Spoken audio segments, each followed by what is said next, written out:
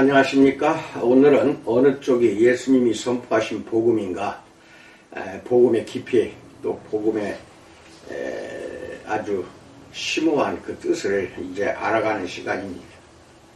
오늘날 복음을 전하는 전형적인 메시지를 들어보십시오. 예수 그리스도를 개인의 구주로 영접하십시오. 예수님을 당신의 마음에 모셔드리십시오. 그리스도를 당신의 삶에 모셔드리십시오. 그리스도를 향해 결단하십시오. 등과 같이 죄인들에게 간청하는 말을 들을 수가 있습니다. 너무나도 익숙하게 들어온 말이기에 이들 중 어느 하나도 성경에 나오지 않는다는 사실을 알면 놀랄 것입니다. 이런 것들은 희석된 복음의 산물입니다. 예수님이 전하신 복음이 절대로 아닙니다. 회개하는 죄인에게는 영생과 용서를 제공했지만 동시에 진정한 의로움 없이 살면서 겉으로만 신앙이 있는 채 하는 사람들에게는 꾸지람이었습니다. 또한 죄인들에게는 죄로부터 돌아서서 하나님의 의의를 받아들여야 한다고 하는 경고였습니다. 어느 모로 보나 기쁜 소식이었지만 결코 쉬운 믿음, 이지 빌리비즘이 아니었습니다. 영원한 생명을 전하는 우리 주님의 말씀에는 구원을 가볍게 여길 유혹에 처한 사람들을 향한 경고가 예외 없이 따랐습니다. 주님은 그를 따르는 데는 치러야 할 대가가 크며 그 길은 협착하여 찾는 이가 적다고 가르치셨습니다. 또한 그를 주라고 부르는 사람들 가운데 많은 이가 천국에 들어가지 못할 것이라고 말씀하셨습니다. 마태복음 7장 13절로 23절 읽으세요. 오늘날의 복음주의는 대체로 그런 경고를 무시해버립니다. 구원 얻는 믿음의 조건에 대한 일반적인 관점이 계속 넓어지며 얕아지고 있습니다. 설교와 증거에서 그리스도에 대한 설명이 갈수록 불분명해지고 있습니다. 오늘날의 복음주의는 그리스도인이라 자처하는 사람은 누구든 한번 신앙을 고백했으면 그의 현재 행위가 그리스도께 헌신하는 증거를 보이든 말든 기꺼이 받아들입니다. 몇 년 전 한 매체는 자신이 거듭났다고 주장하면서도 극악한 외설물을 계속 출판하는 악명 높은 포르노물 제작자의 비행을 폭로했다. 어떤 유명 스포츠인은 그리스도를 믿는다고 고백하며 떠들썩하게 세례를 받았는데 몇 주 후 강간죄로 고소를 당해 유죄를 인정받았다. 자신이 그리스도인이라고 주장하는 다른 유명 인사는 방탕한 삶으로도 유명하다. 이런 일을 보면서 더욱 괴로운 것은 많은 그리스도인들이 이들을 진정으로 거듭난 사람이라 인정하면서 교회가 그들을 참된 신자로 포용해야 한다고 주장하는 것이다. 첫 번째, 예수님의 복음을 버렸다에 대해서 알아봅니다. 복음주의 한편에서는 그리스도께로 회심하는 것에는 어떠한 영적 현신도 포함되지 않는다라고 주장하기까지 합니다. 이들은 단순히 그리스도에 관한 사실을 믿고 영원한 생명을 주장하면 누구든 영생을 약속받는다고 가르칩니다. 이것이 성경의 가르침이라는 것입니다. 죄로부터 돌아설 필요도 없고 그에 따르는 삶의 변화와 헌신도 필요 없습니다. 심지어 그리스도의 주재권에 굴복할 의사가 없어도 됩니다. 이런 것들은 인간의 행위로 은혜를 변질시키며 믿음과는 아무런 상관이 없다고 가르칩니다. 그런 사고의 결과 문제 많은 구원교리가 나왔습니다.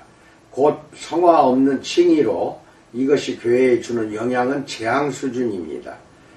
그리스도인이라는 사람들의 집단을 보면 천작하고 열매 없는 신앙을 장려하는 시스템 안에 받아들여진 사람들로 넘쳐납니다. 많은 사람이 자신은 구원받았다고 진실하게 믿지만 삶에서 그것을 증명하는 열매를 전혀 맺지 못합니다. 예수님은 이런 엄중한 경고를 하셨습니다. 마태복음 7장 21절로 23절 나더러 주여 주여 하는 자마다 다 천국에 들어갈 것이 아니요 다만 하늘에 계신 내 아버지의 뜻대로 행하는 자라야 들어가리라.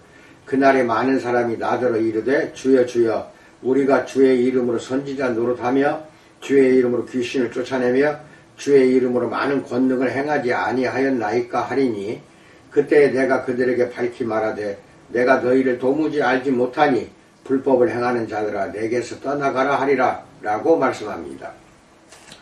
분명 과거의 어떤 경험도 즉 예언도 귀신을 쫓아낸 일도 기적과 이사를 행한 일도 순종하는 삶이 없다면 구원의 증거로 여겨질 수 없다는 것입니다. 우리 주님은 어떤 특별한 집단을 향해 이 말씀을 하신 것이 아닙니다. 그날에 주님 앞에 설 사람들 가운데 다수가 하나님 나라에 들어갈 수 없음을 알고 경악할 것입니다. 지금 주류 복음주의 운동권 교회의 회중석을 채우는 수많은 사람이 아버지의 뜻대로 행하지 않아 쫓겨나는 사람들 가운데 속할 것입니다. 현대의 그리스도인들은 기도문을 따라하거나 결신서에 서명하거나 초청에 응해 줄을 서거나 기타 다른 경험을 하며 구원을 받는다고 배웁니다. 그뿐 아니라 자신의 구원을 절대 의심하지 않도록 조건화되어 있습니다.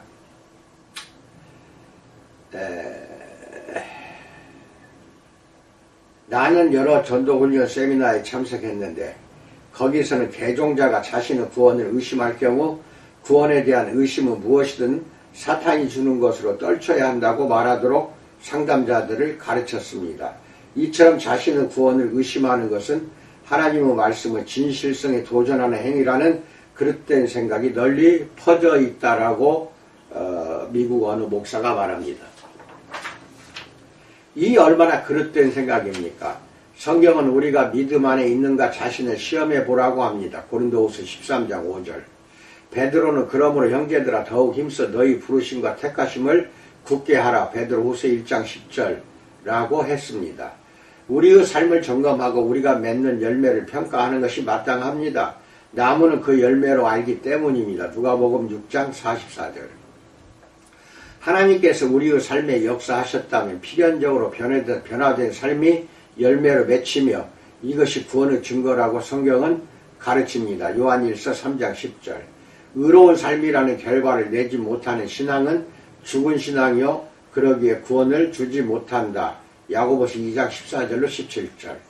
그리스도인이라 하면서도 참된 의의 열매가 없는 사람은 구원의 확신을 가질 성경적 근거가 없다. 요한일서 2장 4절 읽으세요. 진정한 구원은 오직 칭의에만 끝나지 않습니다.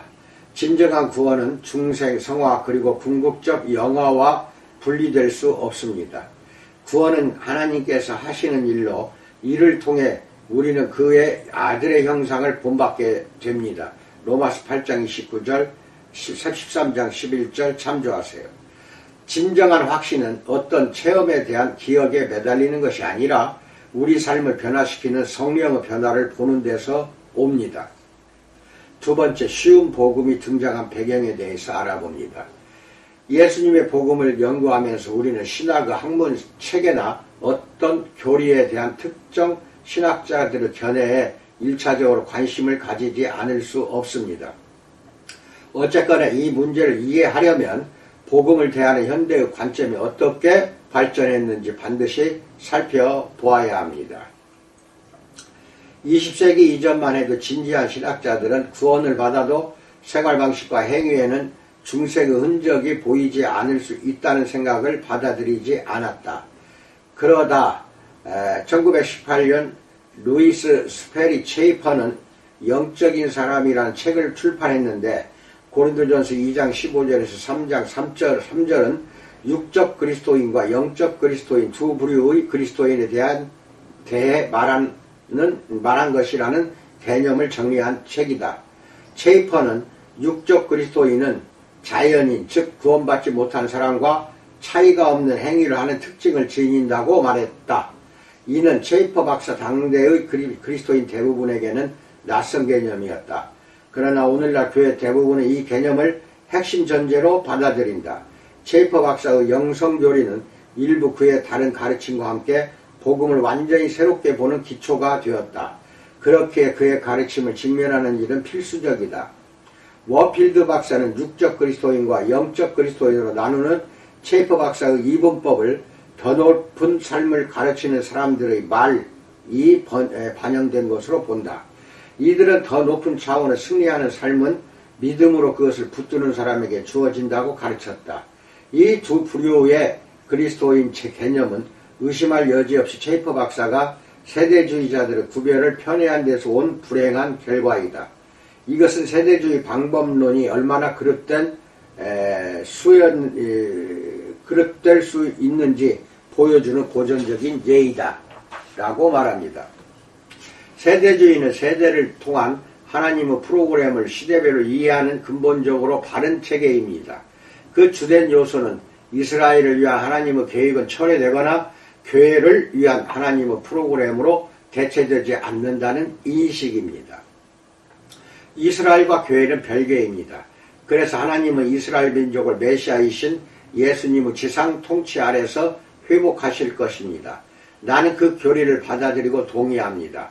그것이 일관된 문자적 성경 해석으로부터 나오기 때문입니다. 동시에 성경에는 합법적인 은유가 존재한다는 것도 인정합니다. 이 점에서 나는 자신을 전통적인 전천년설 세대주의자라고 여깁니다.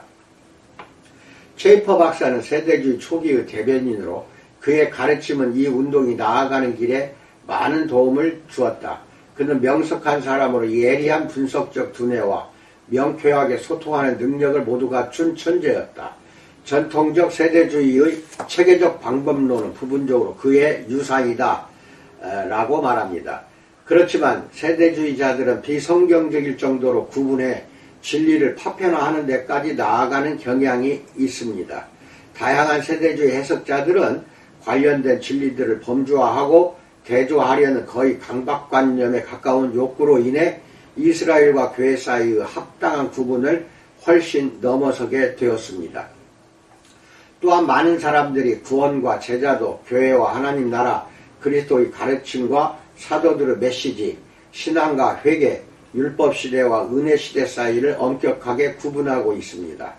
율법시대와 은혜시대의 구분은 특별히 세대주의 신학의 대파멸을 초래해서 구원교리의 혼란을 부추겼습니다.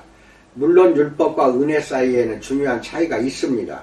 그러나 셰이퍼 박사처럼 어느 시대들이 하나님의 프로그램이 있어서 상호 배타적이라고 결론 짓는 것은 옳지 않습니다. 실제로 율법과 은혜라는 요소는 둘 다 모든 시대에 있어서 하나님의 프로그램의 일부입니다. 그중 가장 중요한 것은 구원이 율법의 행위가 아니라 언제나 은혜를 인하여 믿음으로 말미암아 주어진다는 진리입니다. 갈라디아서 2장 16절 읽으세요. 분명히 모세의 법 아래 살았던 구약의 성도들도 은혜를 인하여 믿음으로 말미암아 구원을 받았습니다. 로마서 4장 3절 6절로 8절 16절.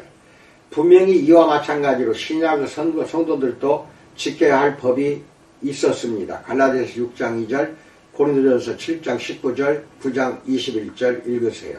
이것은 셰이퍼가 시사한 바처럼 율법과 은혜를 무분별하게 뒤섞는 것이 아닙니다. 이것은 성경의 기본적인 진리입니다. 셰이퍼의 모든 성경과는 순전한 은혜시대와 이 시대를 앞뒤로 짜고 있는 두 순전한 율법시대, 이것은 모세시대와 천년왕국시대예요. 그 시대 사이의 확연한 구분을 유지하고픈 그의 소원에 의해서 각색되었다. 일례로 그는 산상설교는 하나님 나라의 복음 왕의 선언문이라고 선언문의 일부라고 썼다. 그는 그 목적이 천년왕국의 본질적 성격을 선포하려는 것이었다고 믿었다. 그는 이것이 은혜가 아니라 율법이라 판단했고 이는 구원에 대해서는 은혜에 대해서는 아무 언급이 없다고 결론을 내렸다. 그는 이 은혜의 시대의 특징에 대해 그렇게 완전히 언급도 하지 않은 것을 주의 깊게 달아볼 사실이다라고 했다. 다른 세대주의 작가들은 이 개념을 달아본 후 셰이퍼가 암시한 것을 더욱 명시적으로 진술하는 데까지 나아갔다. 즉 산상설교는 그리스도인들이 아니라 오직 율법 아래 있는 자들에게 적용된다. 그러므로 지금 우리 세대가 아닌 다른 세대에 적응하기 위한 것이다 라고 했다. 정도의 차이는 있지만 이런 통탄스러운 해석하기 우리 주님이 지상에서 가르치신 것 대부분에 널리 적용되어 복음 메시지를 무력화한다.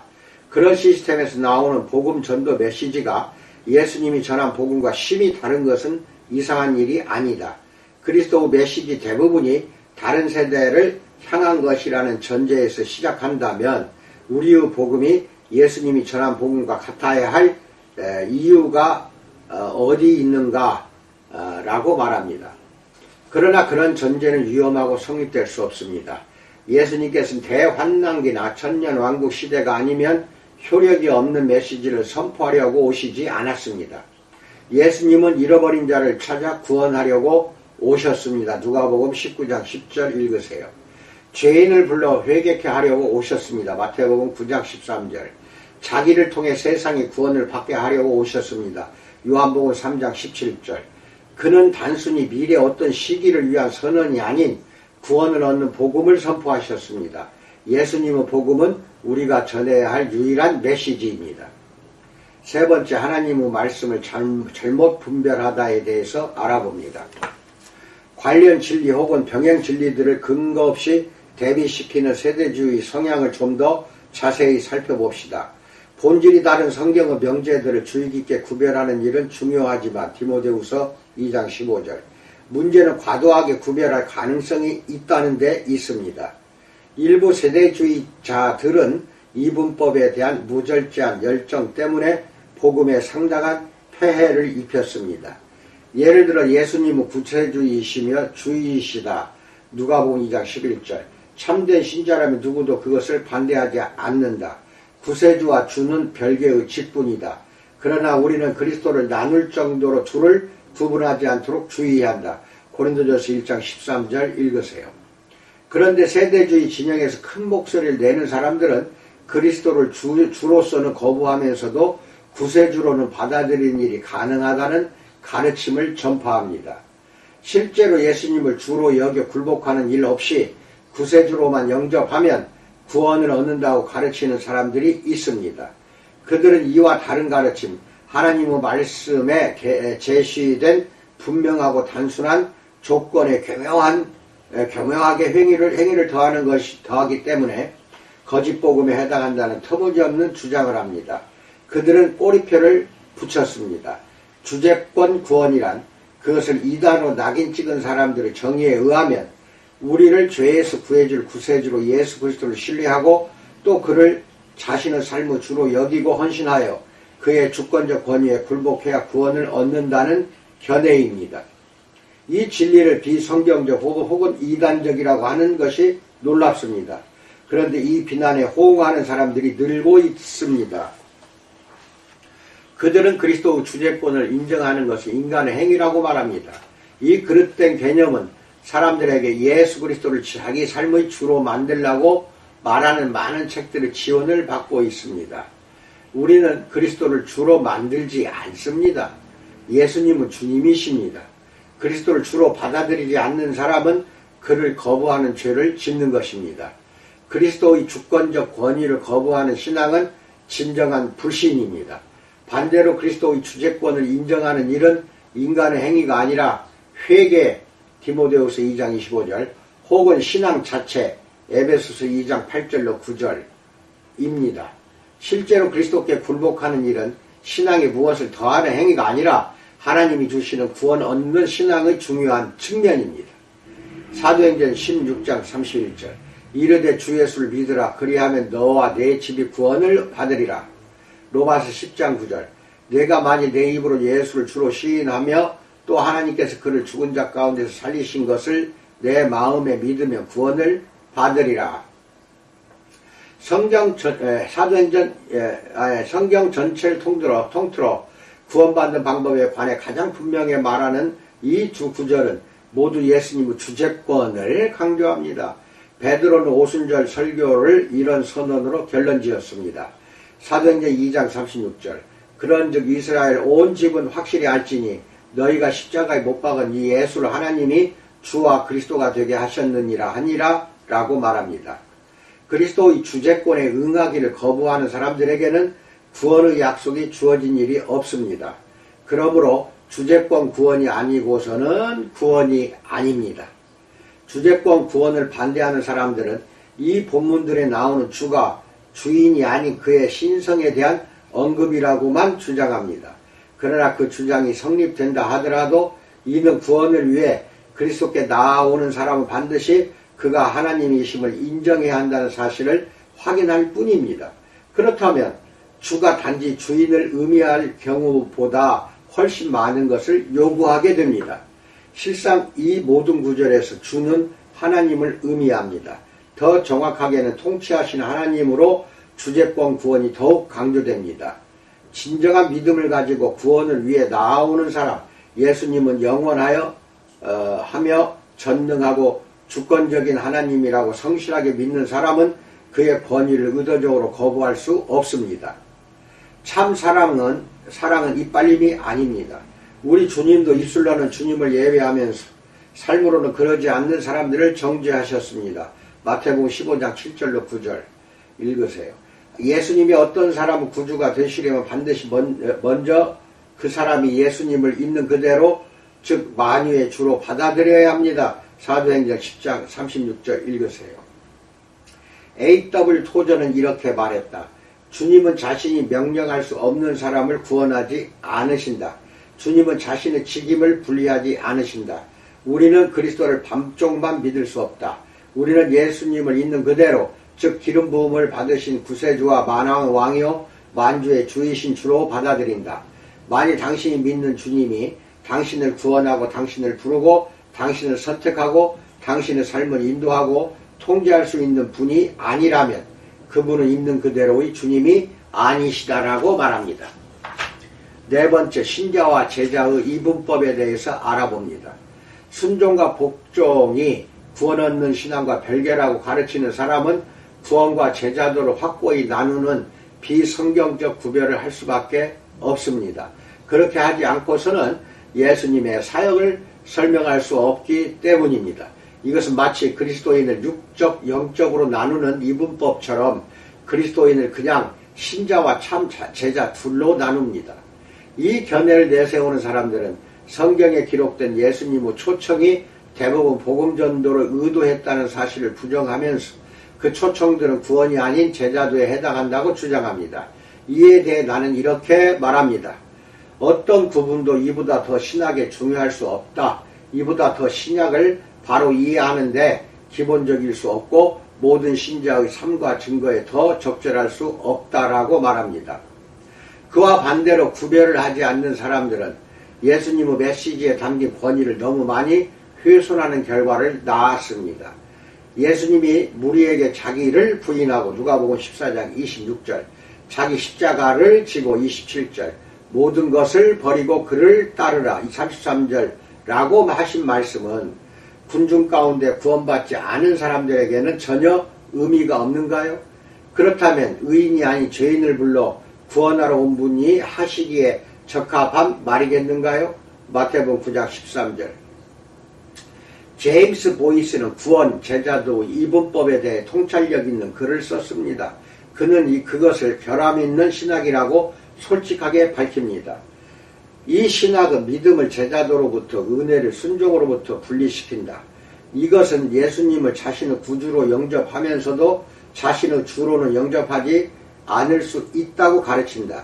이는 번영 시대의 흔한 결함이다. 고난의 시대, 특히 박해의 시대에 그리스도인이 되는 과정에 있던 사람들은 그 나사렛 예수의 십자가를 지기 전에 먼저 주의 깊게 제자도의 대가를 계산했다. 설교자는 편안한 삶이나 죄사함에 대한 약속으로 그들을 구슬리지 않았다.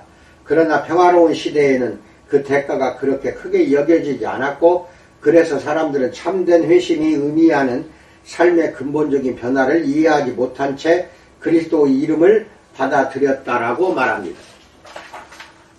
우리는 갈보리로의 부르심을 반드시 있는 그대로 즉 예수 그리스도 주제권에 속한 제자도의 부르심으로 인식해야 합니다.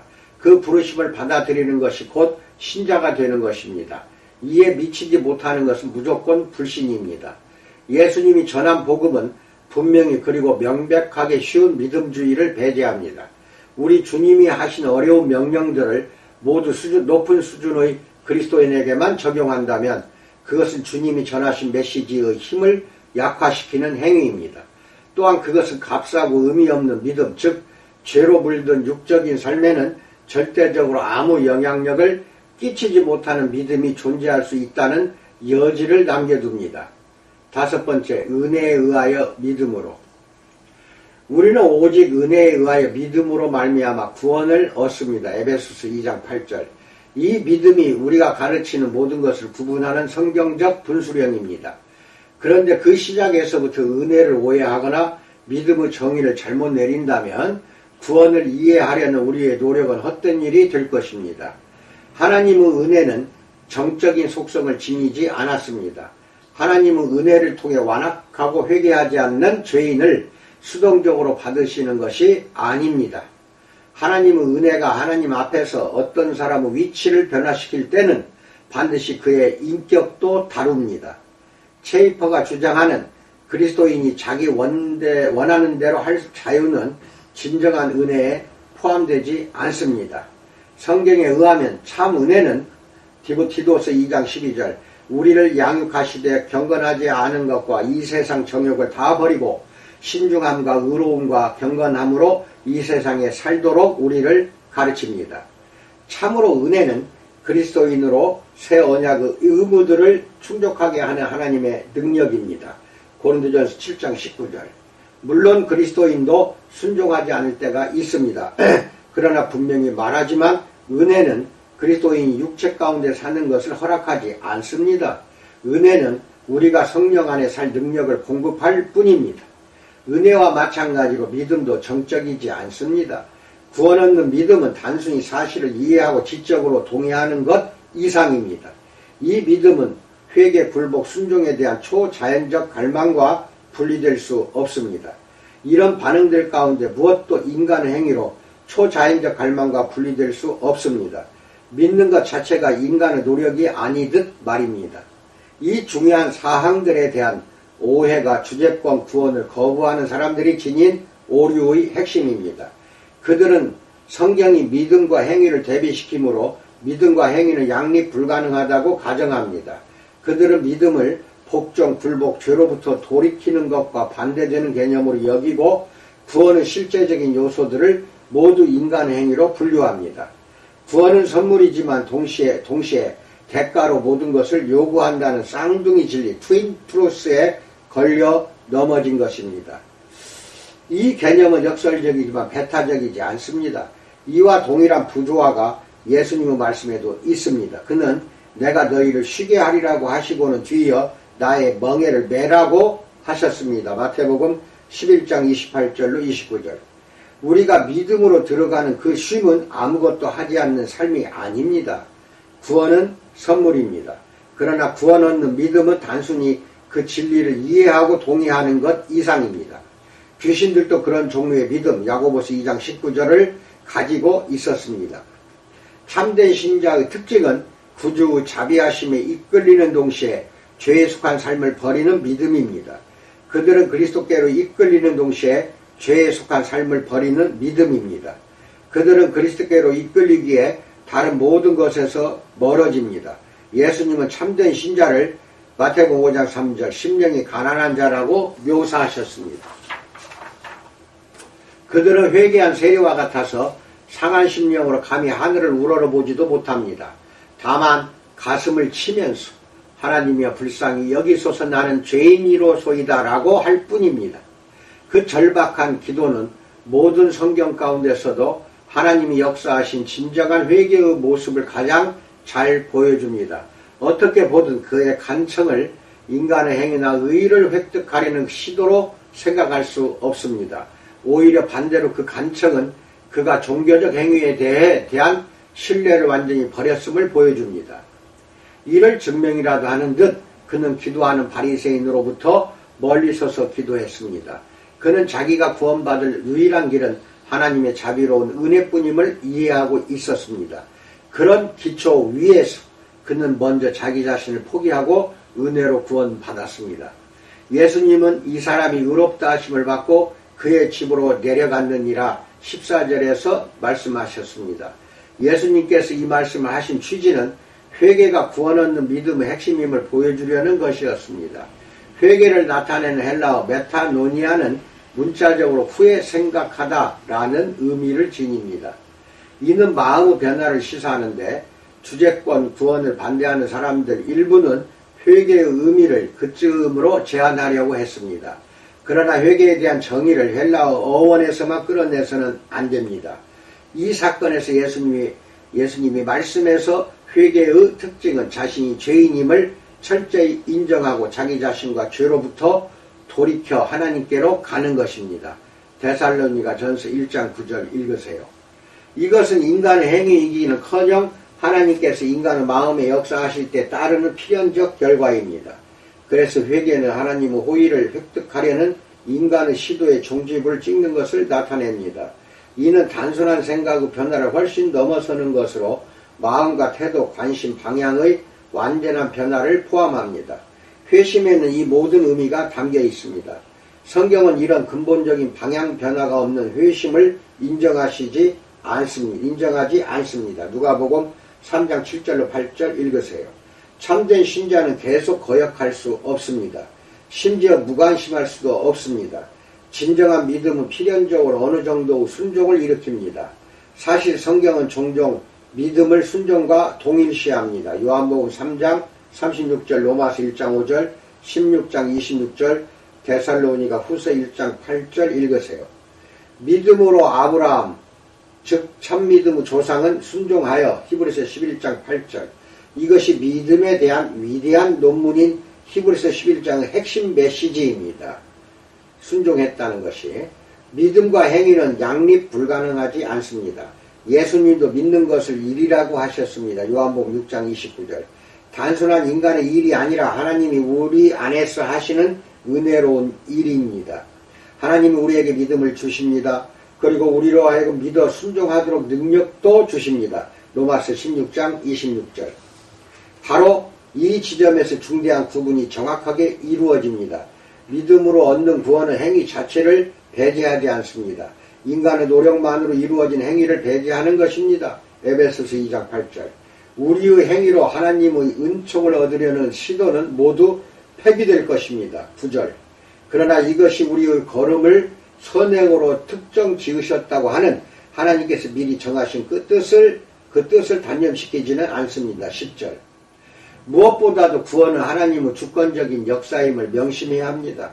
성경적으로 구원은 그것을 얻기 위해 하는 일이 아닌 그것이 나은 결과로 확인됩니다. 우리는 행위로 구원을 획득하는 것이 아닙니다. 그러나 하나님이 이루신 참된 구원은 반드시 구원의 열매인 선한 행위를 우리 삶 가운데 맺습니다. 마태복음 7장 17절. 구원의 어느 한 면도 인간의 행위로 획득되지 않습니다. 모두 다 하나님이 하시는 일입니다. 디도서 3장 5절로 7절. 그러므로 구원은 어떤 차원에서도 흠이 있을 수 없습니다. 에베소서 2장 10절. 우리는 그가 만드신 바라 그리스도 예수 안에서 선한 일을 위하여 지으심을 받은 자니 이 일은 하나님이 전에 예비하사 우리로 그 가운데서 행하게 하려 하심이니라 라고 말합니다. 하나님은 그의 구원사역의 요소로서 회개, 믿음, 성화, 복종, 순종 그리고 궁극적 영화를 이루어내십니다. 하나님은 이 일들을 이루시며 인간의 노력에 의존하지 않으십니다. 그러기에 이 요소들 가운데 어느 하나도 누락될 가능성이 없으며 어느 하나라도 빠진 경험은 하나님의 구원 역사일 수 없습니다. 만일 우리가 하나님으로부터 났다면 우리는 세상을 이길 수밖에 없는 믿음을 가진 것입니다. 요한일서 5장 4절. 우리는 죄를 지을 수도 있지만 요한일서 2장 1절. 분명히 우리는 죄를 짓습니다. 그렇다고 성화의 과정이 완전히 멈출 수는 없습니다. 하나님이 우리 안에서 역사하십니다. 빌립보서 2장 13절. 그리고 그리스도의 날까지 계속해서 우리를 완전하게 하실 것입니다. 빌립보서 1장 6절, 데살로니가 전서 5장 23절로 24절 이상입니다. 어떤 것이 이제 여러분이나 나는 참된 복음인지 그것을 깨달으셨다고 믿습니다. 주제권 구원 중요합니다. 믿기만 하면 구원받는다. 이것이 오늘날 우리 교회를 완전히 무너뜨렸습니다. 완전히 훼손을 시켰습니다. 반쪽짜리 믿음입니다. 반쪽짜리 믿음이에요. 요약해서 나에게 이메일로 보내세요. 어제부터 올린 영상 모두 다 앞으로 하는 영상 요약해서 보내되 이 설교 내용 중에 성경 구절을 많이 내가 알려주었습니다. 반드시 찾아서 읽어야만이 이 내용을 처음부터 끝까지 꿰뚫어 볼 수가 있습니다. 어느 일부만 또 끊어서 읽는다면은 부족한 지식 또는 잘못된 판단으로 이어질 수가 있으니 조심해야 됩니다. 전체를 통괄적으로 요약하는 능력을 이번 기회에 길러봅시다. 감사합니다.